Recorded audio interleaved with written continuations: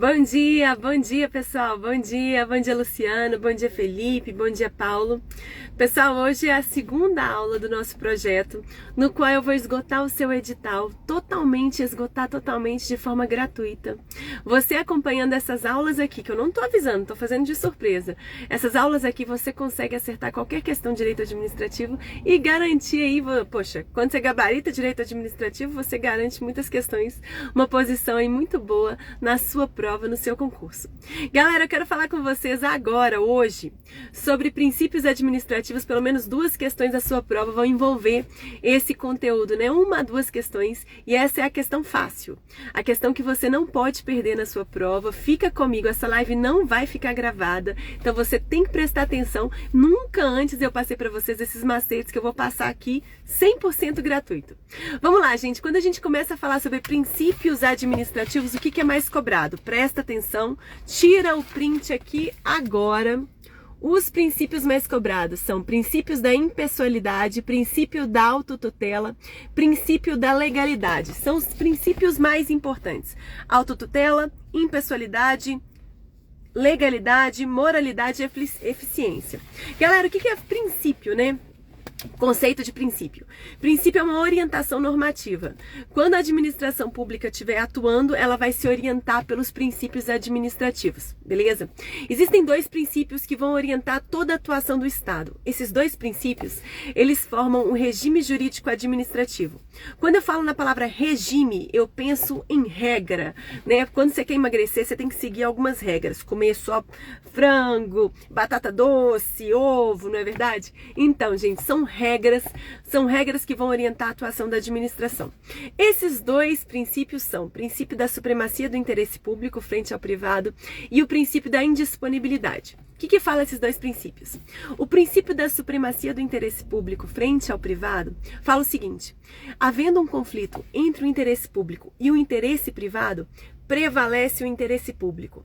E quem é que busca atender esse interesse público? O Estado. Então, o Estado, para fazer valer esse interesse público, ele vai ter mais poderes. Vai ter mais poderes do que o particular. Primeiro ponto. Então, o Estado tem mais poder do que nós particulares. Beleza. Só que esses poderes que o Estado tem deverão ser utilizados estritamente para atender o bem comum, para atender a coletividade. Ou seja, o Estado tem poder, mas só pode utilizar esses poderes para atender a coletividade. Por quê, gente? Porque o interesse público é indisponível. Como assim? Interesse público é indisponível, prof. O Estado não pode dispor, não pode abrir mão do interesse público, porque o interesse é da coletividade, não é do Estado. Então, o Estado tem mais poderes, mas só pode utilizar esses poderes para atender a coletividade, para atender o interesse público. Sempre, então, a gente vai ter que saber disso. O Estado tem mais poder, mas tem que seguir o que está na lei, tem que usar esses poderes para alcançar o bem comum. Aí vem uma questãozinha na sua prova que pode aparecer. Essa questão apareceu nos últimos anos frequentemente. Eu preciso falar com vocês aqui porque é um palpite meu. Se na sua questão aparecer o seguinte: é possível a atenuação da indisponibilidade do interesse público? É possível que o Estado, por exemplo, realize uma transação administrativa atenuando a aplicação do princípio da indisponibilidade do interesse público? Como assim, prof? Atenuação do princípio da indisponibilidade. Me dá um exemplo para eu entender. Vamos dizer que você é um devedor de tributo. Você tem uma empresa que não paga ICMS, você deve ICMS. Você chega na administração pública e fala: eu não tenho dinheiro para pagar essa dívida. A única coisa que eu tenho é uma fazenda no norte do país, região muito seca, mas é o que eu tenho. O que eu tenho é aquela terra ali. Poxa, administração, você topa receber em pagamento dessa dívida, essa terra? Você topa, né, receber essa fazenda em pagamento da dívida tributária? E aí a administração pública pensa: poxa, o que eu vou fazer com essa fazenda? Não tem utilização nenhuma pública. É uma fazenda no norte do país, um local tão seco. O que eu vou fazer com essa fazenda?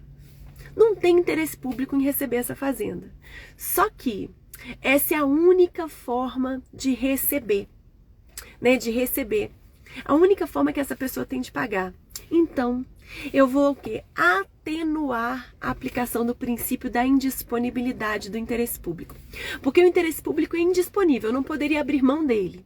Se eu pego uma fazenda em pagamento dessa dívida tributária, poxa, eu tô abrindo mão do interesse público. Tô ou não tô? Mais ou menos. Porque se o Estado recebe aquela fazenda em pagamento, o Estado pode leiloar aquela fazenda e com a receita oriunda daquele leilão, né, com a receita oriunda daquela venda, ele pode utilizar aquela receita para uma outra política pública qualquer, para fazer alguma outra ação voltada a atender o interesse da coletividade. Ou seja, é possível em transações administrativas. O que é transação administrativa?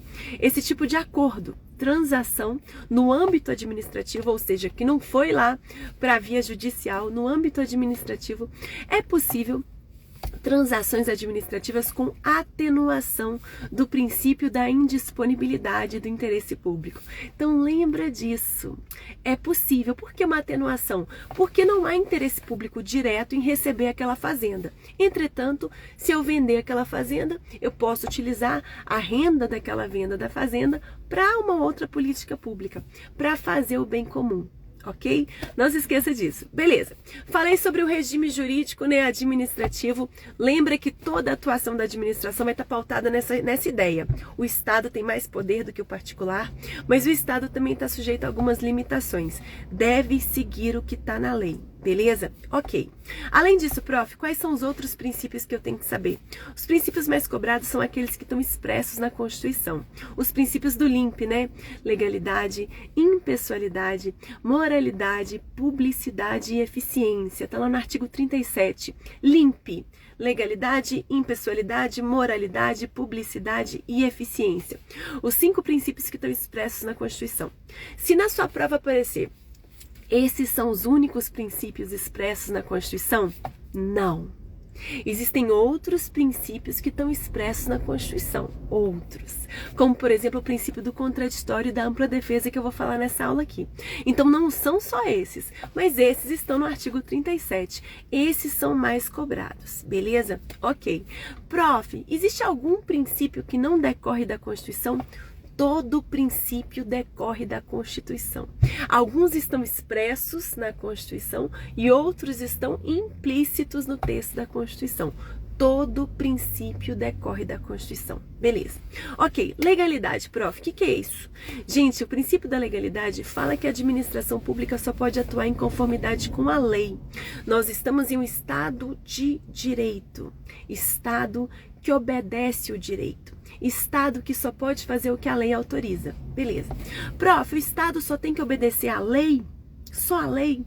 Não, lembra que eu falei com vocês na aula passada que o próprio Poder Executivo também desempenha funções que são parecidas com as funções do Legislativo? Eu tenho situação, por exemplo, que o Presidente da República edita uma medida provisória com força de lei. Não é verdade? Não falei isso com vocês? Medida provisória com força de lei. Além disso, existe, por exemplo, a situação em que o Executivo vai editar uma lei delegada. Existe uma situação em que o Executivo edita um ato normativo, uma norma que vai clarificar o conteúdo da lei, facilitar a aplicação da lei. Tudo isso pode acontecer.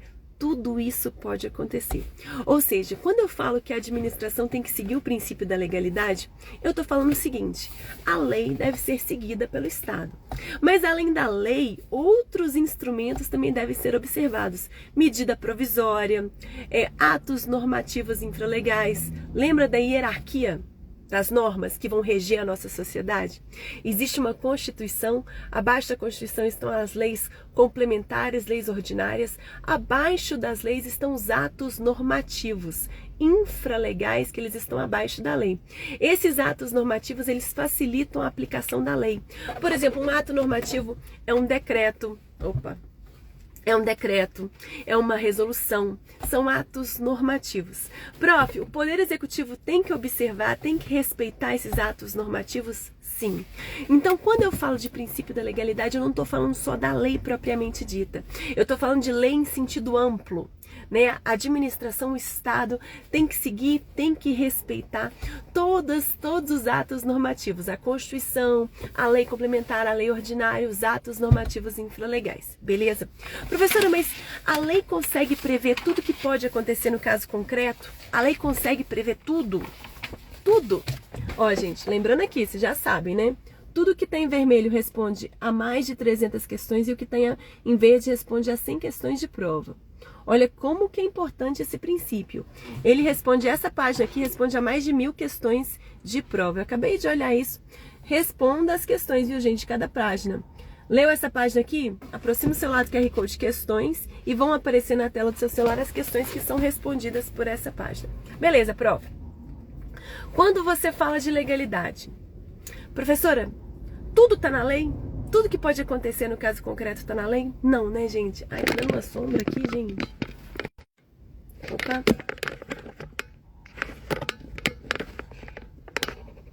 Eita, pessoal. Acho que não vai ter jeito. Vou ficar aqui. Melhor, né? Tá ruim, né, gente? Tá ruim, mas tudo bem. Pessoal, prof, quando você fala de legalidade, tudo tá na lei? Tudo que pode acontecer no caso concreto tá na lei? Não, né, gente? Imagina só se a lei esgotasse tudo que pudesse acontecer. Imagina, ninguém ia passar em concurso público, ia ter tanta lei pra gente estudar, meu Deus do céu. E aí, prof? E aí que existem situações que não estão disciplinadas na lei, que não estão definidas na lei. Por exemplo, se acontecer uma invasão alienígena, porque vocês estão vendo que a NASA aí já falou que tem alienígena, que eles estão chegando. Se acontecer uma invasão alienígena, na lei está escrito o que o Estado vai fazer? Não, né, gente? Isso não foi previsto ainda. Vai ser uma situação nova. Então, vocês têm que saber o seguinte. A lei disciplina, né, a maioria das situações. Mas existem casos em que o agente público vai ter uma margem de liberdade para atuar. Ele vai ter uma margem de liberdade para definir como é que ele vai atuar naquela situação. A lei não consegue esgotar tudo. A lei não consegue prever tudo.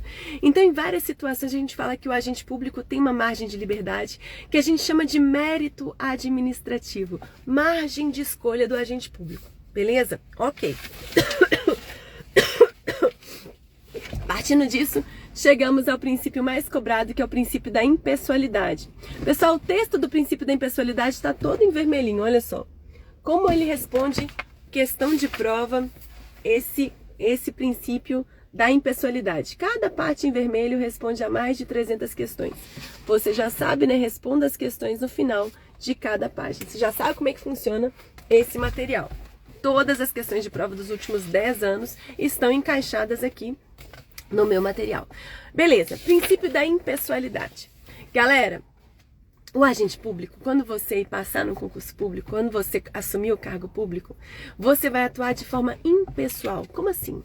Você não vai levar em consideração os seus interesses pessoais. Você vai levar em consideração o interesse público. Você vai atuar em prol do interesse público.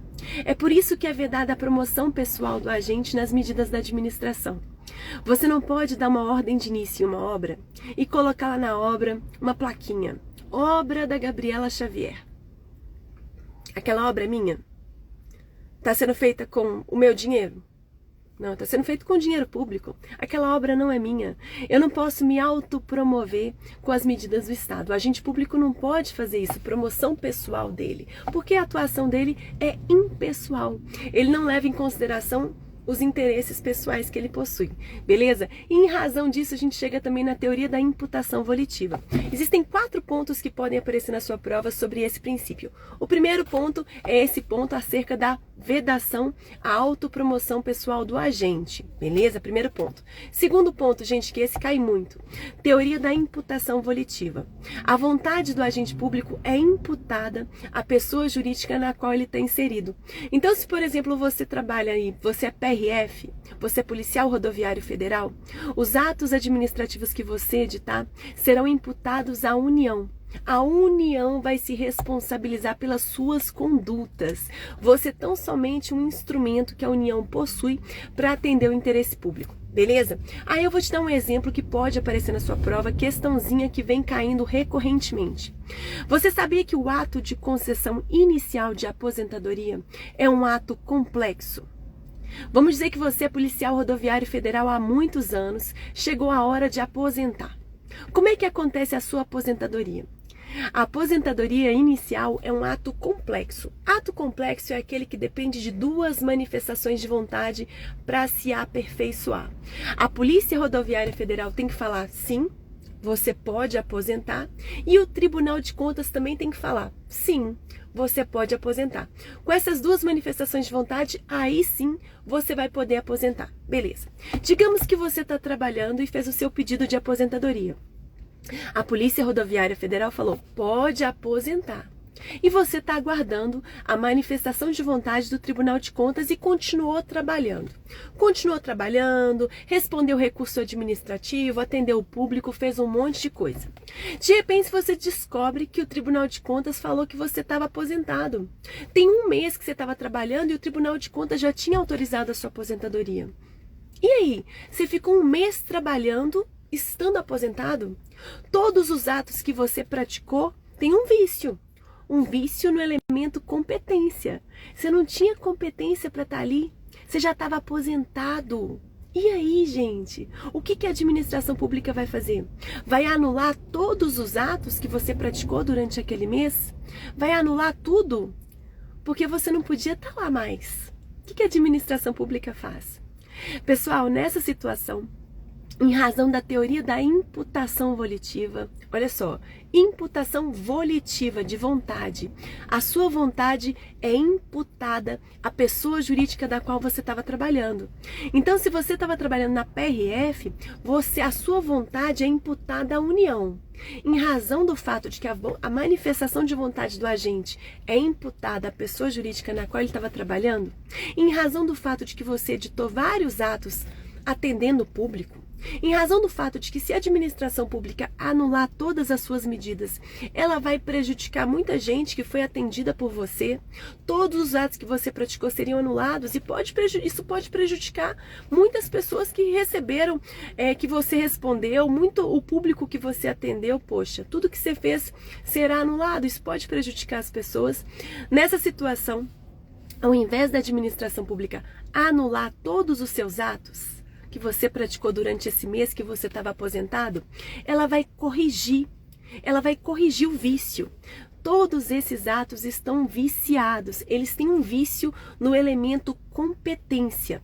Mas ao invés de anular todos eles, a administração pública vai corrigir. E essa correção está fundada na teoria da imputação volitiva.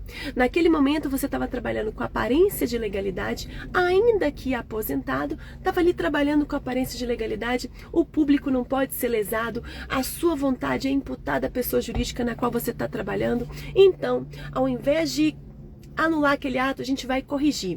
Lembra do macete, já falei isso com vocês. Para corrigir um vício, para corrigir alguma coisa, para corrigir uma prova, gente, é preciso ter o quê? Foco. É preciso ter foco. FO de forma, mais CO de competência. Os vícios que não são graves, vícios relativos nos elementos forma e competência são passíveis de correção. Ao invés de anular aquele ato, a gente vai corrigir. A gente vai corrigir aquele vício que existe naquele ato, beleza? Então, primeiro ponto sobre esse princípio que eu falei com vocês, vedação da autopromoção pessoal do agente. Segundo, teoria da imputação volitiva. Terceiro, prática do nepotismo. Como você está atuando em prol do interesse público, você não pode usar os cargos em comissão para beneficiar pessoas do seu interesse, pessoas da sua família. Como assim, prof? Você passou no concurso da PRF e agora você é chefe da repartição. Como chefe, você tem vários cargos em comissão ligados à sua função. Como assim cargo em comissão? Cargo, gente, é um conjunto de funções. E cargo em comissão é um cargo de livre nomeação e livre exoneração. Qualquer pessoa pode ser nomeada para ocupar um cargo em comissão, mesmo aquela pessoa que nunca fez concurso público. Entendi, prof. Aí você, como chefe da repartição, resolveu o problema da sua família. Você parou para pensar, poxa, agora eu sou concursado, todo mundo da minha família vai me pedir dinheiro. Vou resolver isso. Vou dar um cargo para minha mãe, outro cargo para o meu irmão, outro cargo para o meu pai. Ninguém vai pedir dinheiro para mim. Você pode fazer isso? Não. É verdade a prática do nepotismo. Você não pode usar os cargos em comissão para nomear parentes até o 3º grau. Primo pode. Primo pode. Até o 3º grau não pode. Inclusive, é vedado designação recíproca. Prof, o que é designação recíproca? É quando, por exemplo, você combina com outro chefe e fala o seguinte: nomeia minha mãe aí para trabalhar aí para você, que eu nomeei seu pai. Essa troca de favores também não é admitida, tá bom? Não é admitida, ela chama de designação recíproca. Quarto ponto sobre o princípio da impessoalidade que você tem que saber. Quarto ponto, gente. A vedação à prática do nepotismo não alcança as nomeações para cargo político. Como assim, prof? Nomeações para cargo político. Lembra que eu falei com vocês ontem da função política ou função de governo? A função política é aquela função que está ligada ao alto escalão do Estado. São as grandes decisões do Estado. Quem é que toma as grandes decisões do Estado? Prefeito, governador, presidente, secretários, ministros. Então você foi eleito para ser governador do estado. E agora você precisa decidir quem é que vai ser o secretário de Transportes e Obras Públicas. Quem que vai ser o seu secretário? Sabe quem pode ser o seu secretário? Até o seu irmão. Você pode nomear o seu irmão para exercer um cargo político. Por quê? A vedação na prática do nepotismo não alcança as nomeações para cargo político. Cargo político pode ser familiar? Pode ser familiar. Então esse é um ponto importante. Gente, são 4 aspectos, eu anotei aqui. Poxa vida, hoje está difícil esse sol, viu? Não vou mais parar meu carro aqui não. São 4 aspectos que você tem que saber sobre esse princípio. Esse é o princípio mais cobrado nas provas de concurso público. Súmula vinculante número 13, você precisa, né, gente? Você precisa decorar. Olha só como que é tudo vermelhinho, vocês sabem. Cada frase vermelha responde a mais de 300 questões. As frases em verde respondem a 100 questões de prova. Olha aqui o macete. Não pode colocar a obra do governador, tem que colocar a obra do governo. Porque a obra do governador, eu estou promovendo o governador, não é a obra dele, correto?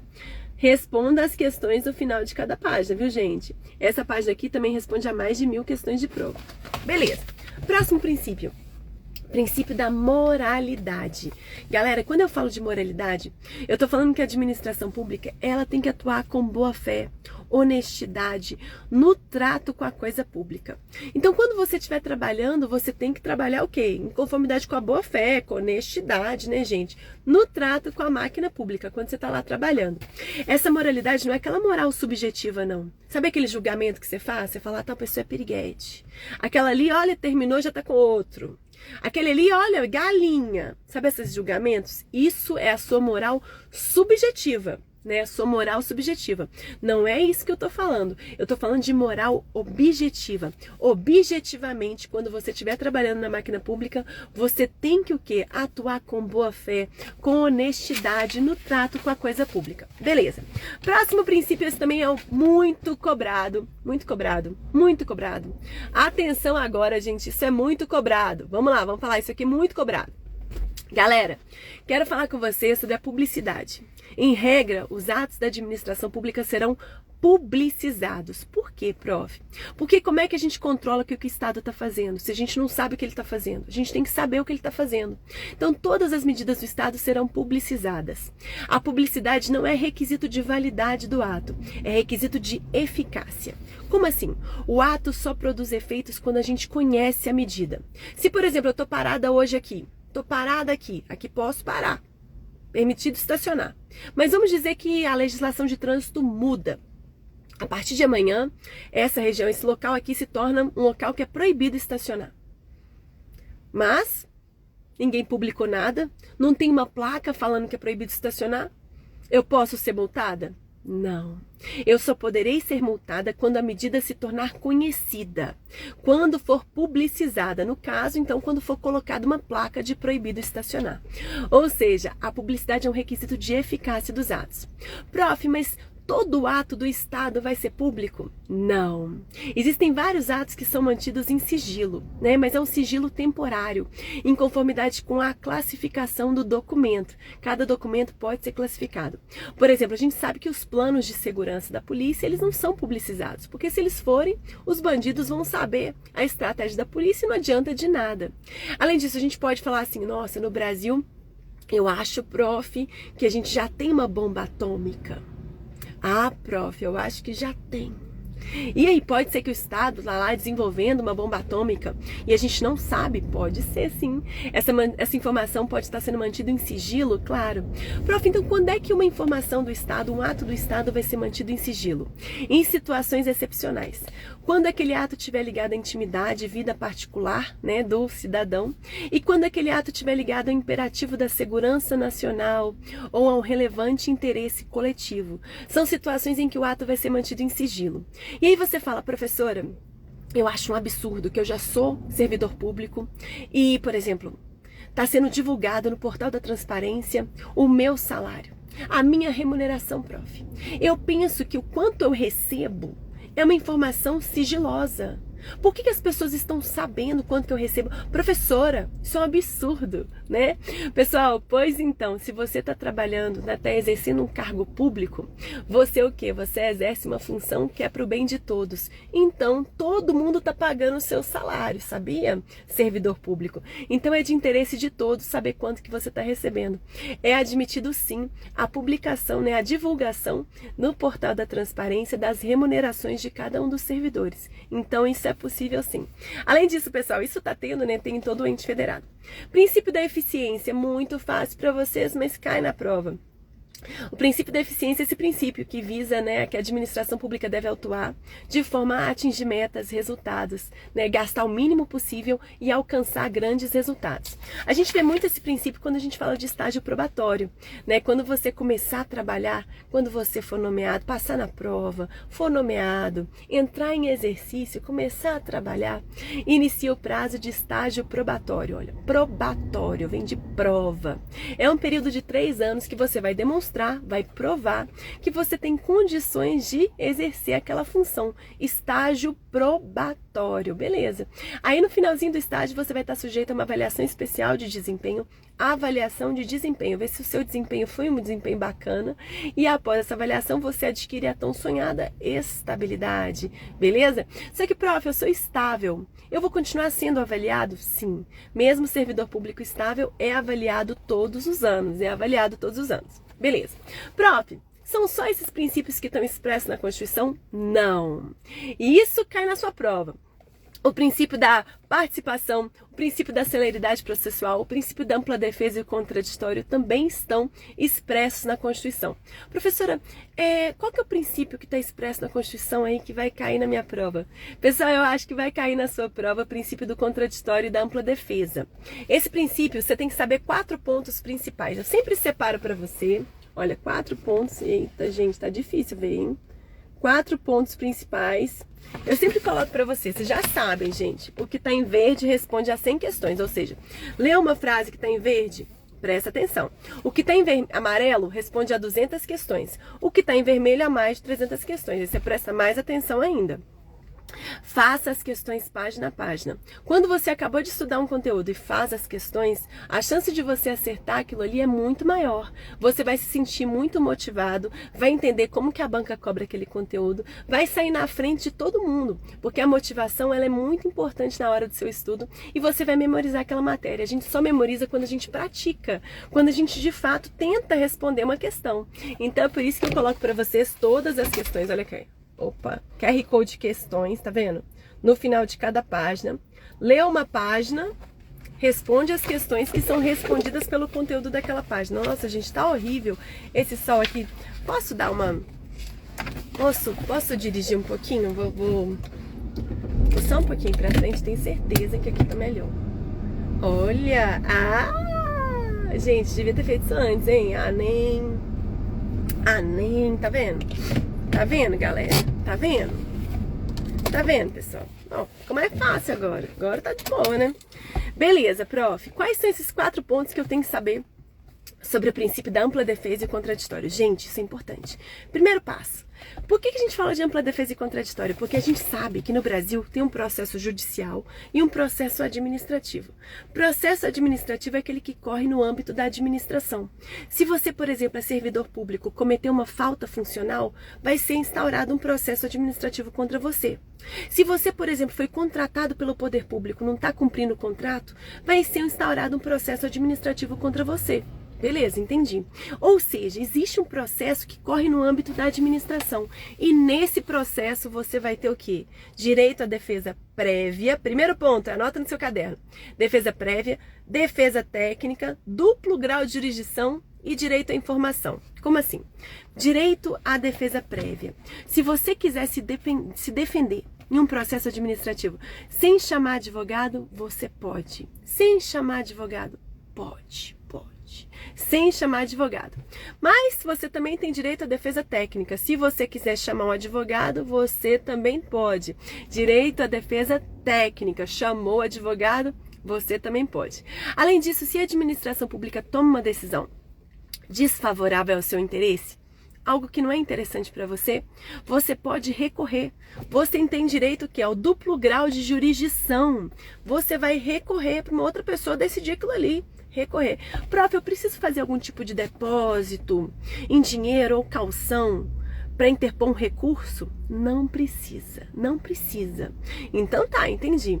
E além disso, você tem um quarto direito, que é o direito à informação. Você pode tirar cópia dos autos do processo, você tem direito a ter acesso a todas as informações acerca daquele processo administrativo. Beleza. Entendido? Gente, falei com vocês que esse princípio também é expresso na Constituição. Vamos falar agora sobre o princípio da continuidade.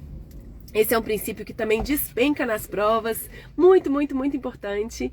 E eu quero falar com vocês. Princípio da continuidade. Gente, a administração pública, ela tem que ter uma atuação contínua, né? O serviço público não pode parar.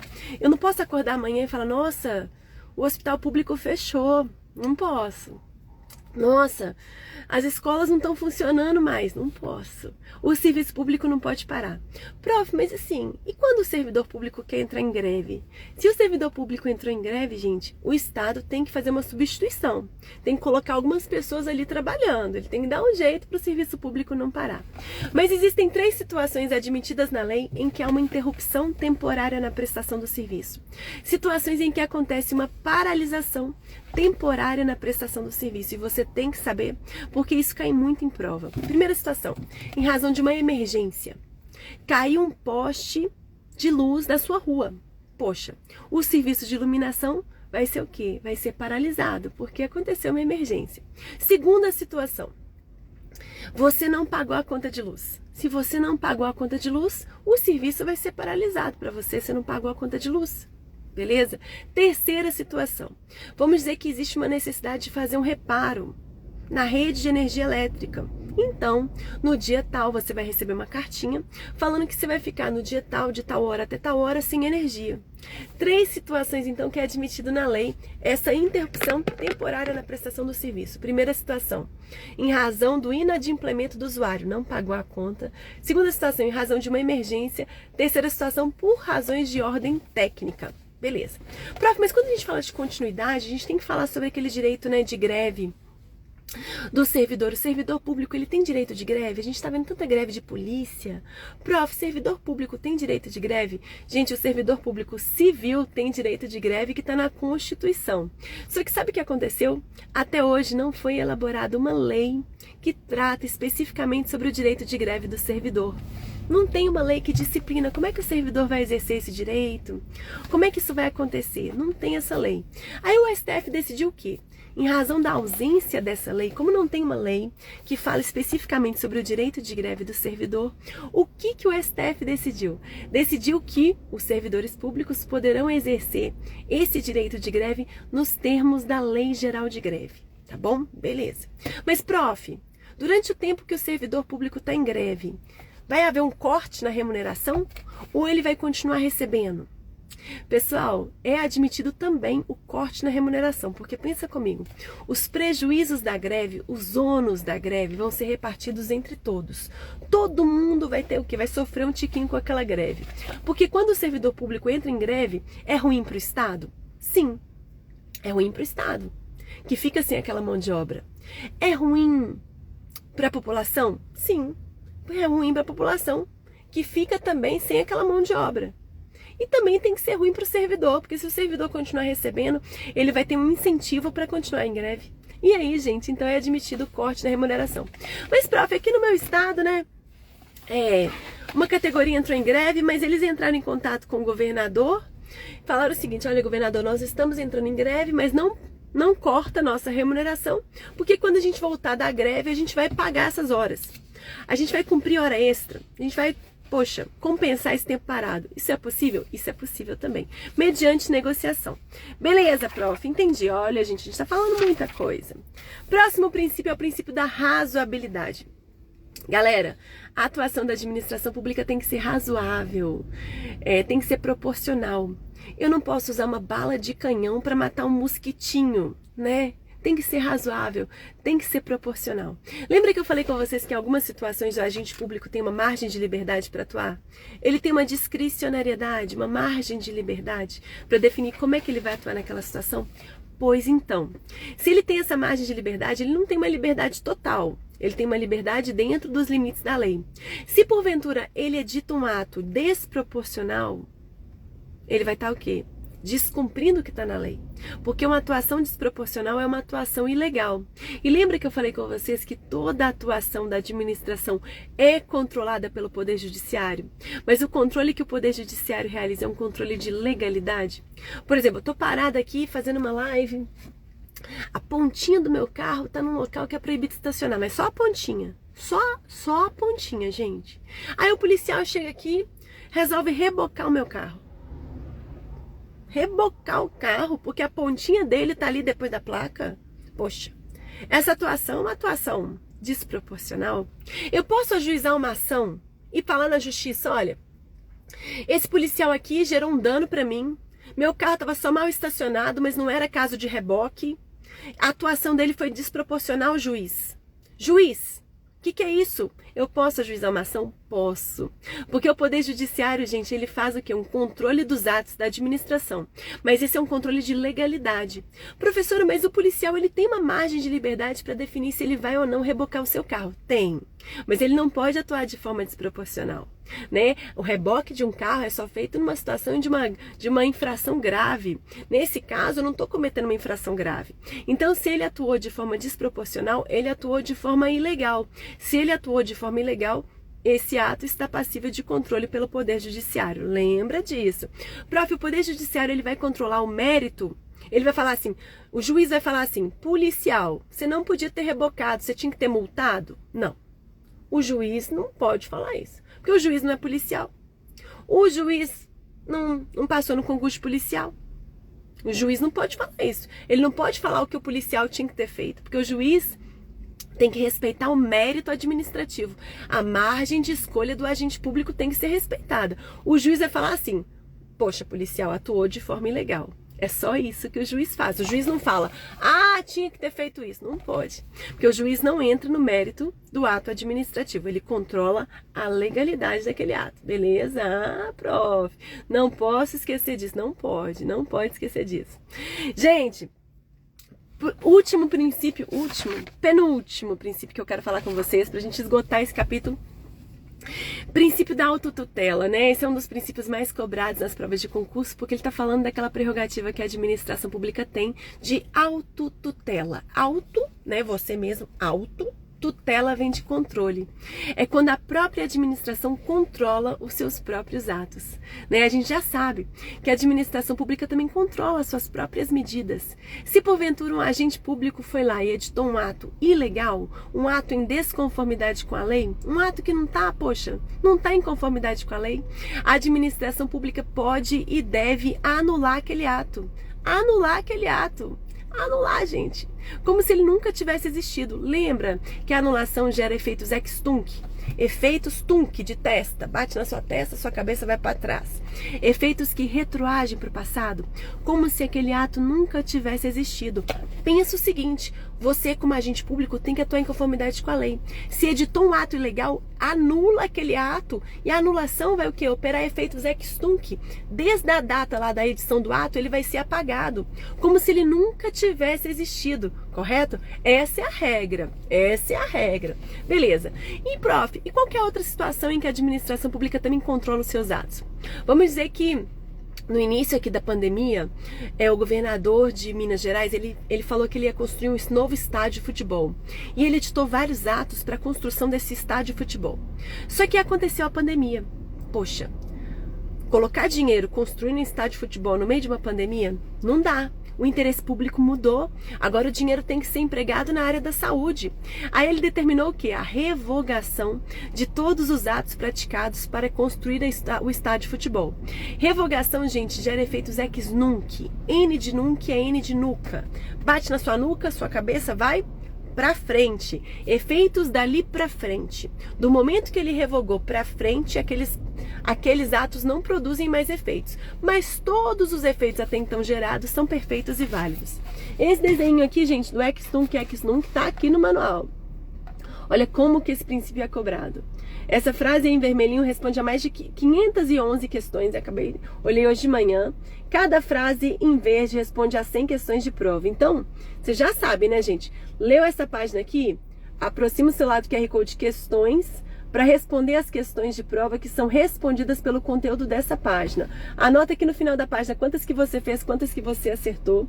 Você já sabe que é assim que você estuda de forma eficaz. O que está em verde responde a 100 questões, o que está em amarelo a 200 e o que está em vermelho a mais de 300 questões. Faça a questão página a página, o QR Code está em todas as páginas. Página a página para você aplicar aquilo ali que você acabou de aprender. Quando você aplica imediatamente o conhecimento, você entende como que a banca cobra. Você fala, poxa, achei que isso não ia cair. E cai. Você memoriza aquele conteúdo, você grava muito mais e você acerta muito mais. E acertar muito mais te dá aquela confiança extra na hora do estudo. Beleza? Beleza.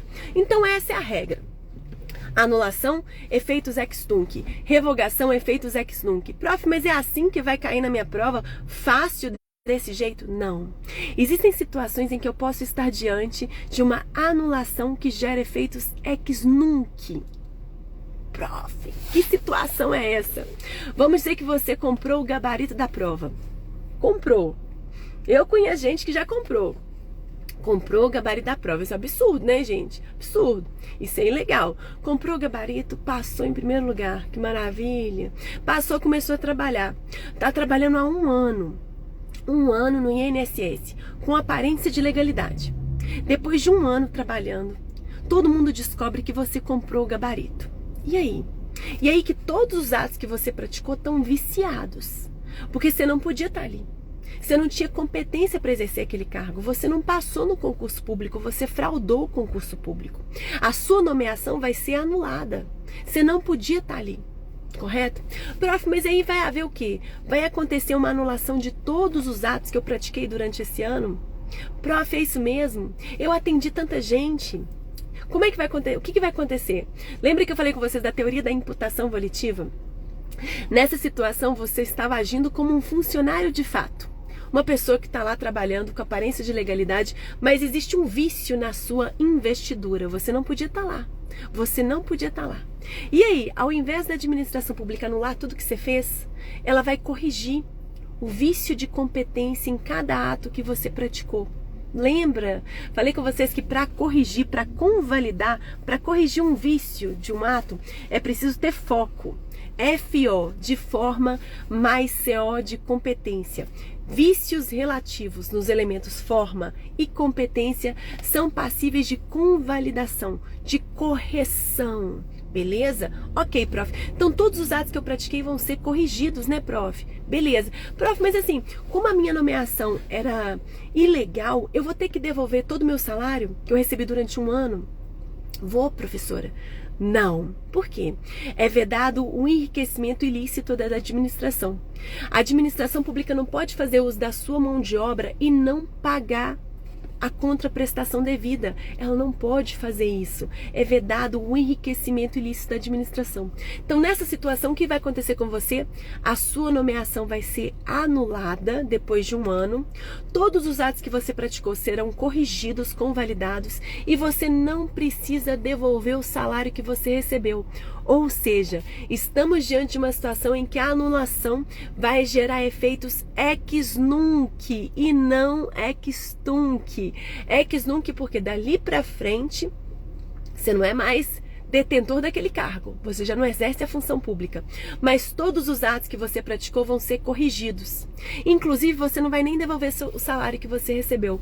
Ou seja, estamos diante, gente, de uma situação em que há uma anulação gerando efeitos ex nunc e não ex tunc. Prof, para minha prova, se cair assim, toda anulação gera efeito ex tunc, tá certo ou tá errado? Tá errado. Porque existem situações excepcionais em que a anulação pode operar efeitos ex nunc. Lembra disso? Isso foi questão de prova, gente, isso vem caindo, então presta muita atenção. Professora, mas a administração pública ela pode, a qualquer tempo, anular um ato que gerou um benefício para mim? Ela pode, a qualquer tempo, prof. Por exemplo, foi editado um ato de licença para construir. Agora a administração pública ela quer anular aquele ato. Qual que é o prazo que ela tem para anular aquele ato que gerou um benefício para mim, que sou particular? A administração pública, a gente tem um prazo de 5 anos, prazo decadencial, para anular um ato administrativo que opera efeitos positivos para um particular de boa fé. Lembra que no direito administrativo predominam-se os prazos de 5 anos e 5 dias. Predominam-se os prazos de 5 anos ou 5 dias, não esquece isso. Beleza. Por fim, para a gente fechar essa aula que foi incrível, nós falamos tudo, meu Deus do céu, que maravilha. Quero falar com você sobre o princípio da segurança jurídica. Galera, o princípio da segurança jurídica, né, tá simplesmente ele visa assegurar uma estabilização do ordenamento jurídico, né? Vamos dizer assim, eu conto um caso para vocês que fica bem claro. Quando vocês começam um namoro, tem uma regra, o homem paga. Ai, que beleza, o homem paga. E ele paga tudo, né, gente? Paga, paga, paga, e tem que pagar mesmo, é paga, paga, paga. Depois de um certo tempo, quando você já tá namorando há um certo tempo, ele começa com a história de dividir. Aí você, poxa, a partir de agora eu vou ter que dividir. Aí você começa a dividir. Começa a dividir tudo, né? Beleza, começou a dividir. Daí um tempo, às vezes, como a mulherada tá bem esperta, daí um tempo, vamos dizer que o namorado chega e fala assim, ô meu amor, como eu paguei tudo no início do namoro, o que você acha de você agora pagar mais do que eu, me restituindo de tudo que eu paguei no início do namoro? Aí sabe o que você vai falar? Você fala, não, meu amor. Não, meu amor. E o princípio da segurança jurídica? No início do namoro a gente tinha uma regra, você pagava. Então era isso. Depois, no meio do namoro, a gente resolveu dividir. Agora que eu tô ganhando mais, eu não tenho que te restituir. Porque a regra era aquela que valia naquele tempo. E a regra era que você ia pagar. Não tem como agora te restituir nada, não te devo nada. Beleza, gente? Esse é o princípio da segurança jurídica, né? Uma nova lei não retroage para o passado. Se a partir de agora ela for pagar mais, ela não vai o quê? Restituir ele de nada, correto? Não vai restituir ele de nada do passado. Esse exemplo fica bem claro, né? Uma brincadeira para vocês. Mas aqui, vou mostrar para vocês aqui alguns esquemas. Nossa, gente, o meu carro está uma... Sabe aquele carro de mulher que tem um monte de roupa? Meu Deus do céu. Vou mostrar para vocês aqui um pouquinho sobre alguns esquemas. Aqui o esquema do LIMP, né, gente? Os princípios da... Esquema... Ah, gente, eu não falei com você sobre esse princípio da isonomia. Isonomia não é igual igualdade. Vamos dizer que você chegou num hospital. O atendimento no hospital é por ordem de chegada, olha. Quem chegou primeiro vai ser atendido primeiro. Isso aqui é igualdade formal. Igualdade perante a lei. Quem chegou primeiro é atendido primeiro. Agora, igualdade material ou isonomia, gente, é diferente. Eu não vou atender primeiro quem chegou primeiro. Eu vou atender primeiro o quê? Quem é o quê? Quem tem prioridade. Quem tá o quê? Sujeito a um caso grave. Porque eu tô falando que isonomia é aquela noção que a administração pública não trata todo mundo da mesma forma, né? Na lei tá que todo mundo é igual, mas na prática nem todo mundo é igual, né? Nós sabemos que existem muitas desigualdades entre os seres humanos. Então existem pessoas que estão numa posição desfavorável, elas vão ter um atendimento especial do Estado. Por exemplo, uma pessoa que tem uma deficiência física, para ela utilizar um transporte público, ela vai ter que ter um atendimento especial. O ônibus vai parar, vai esperar um pouquinho, o elevador vai descer, vai ter um tempo maior para aquela pessoa entrar no ônibus, porque ela tem uma situação especial. Então, vocês têm que lembrar o seguinte: igualdade formal é igualdade perante a lei. A lei fala que todo mundo é igual. Isso é igualdade formal. Formal, essa palavra formal vem de formalidade da lei.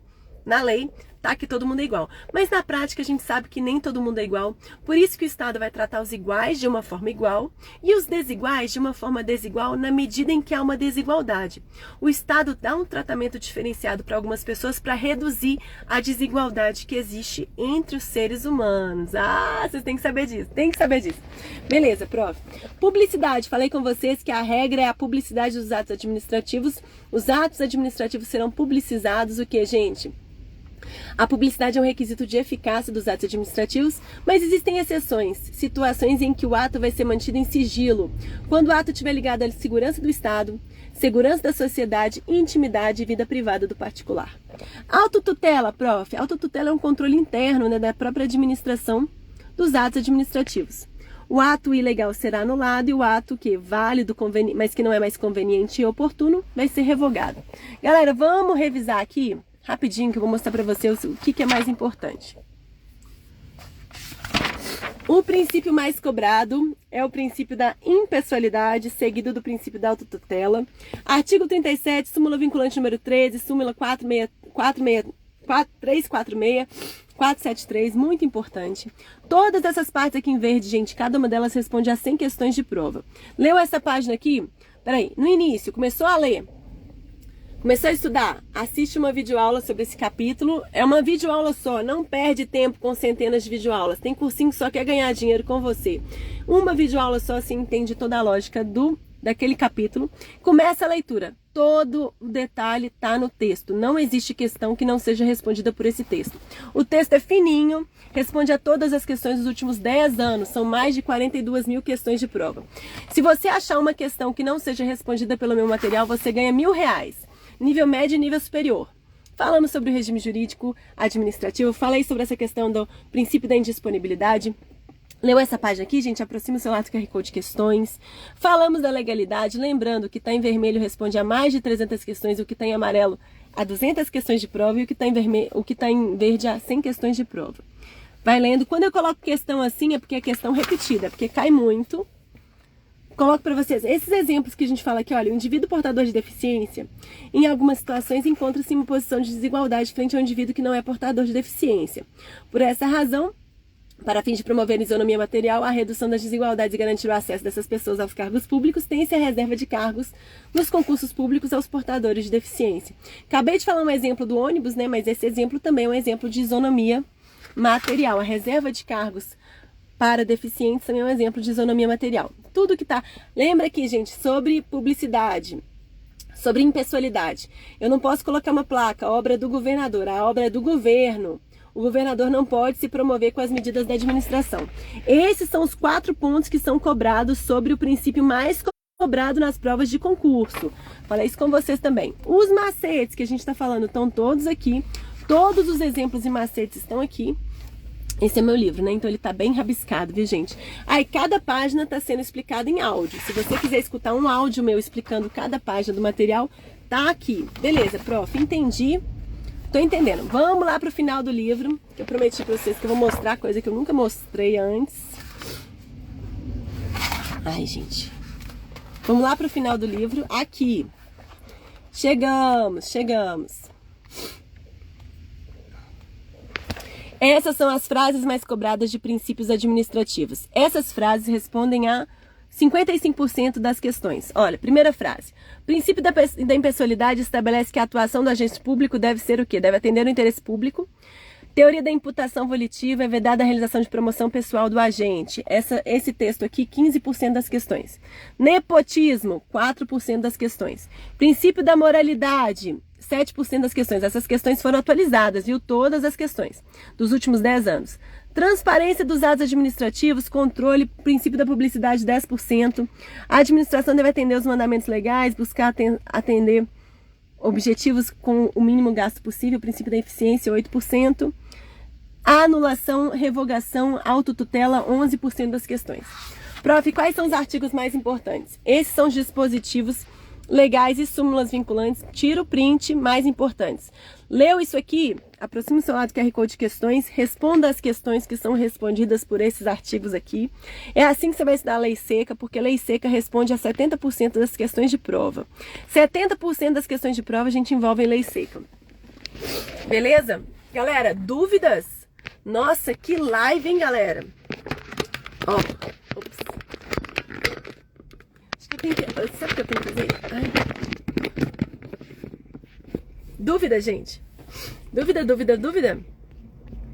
Quem tá aqui desde o começo? Alguma dúvida?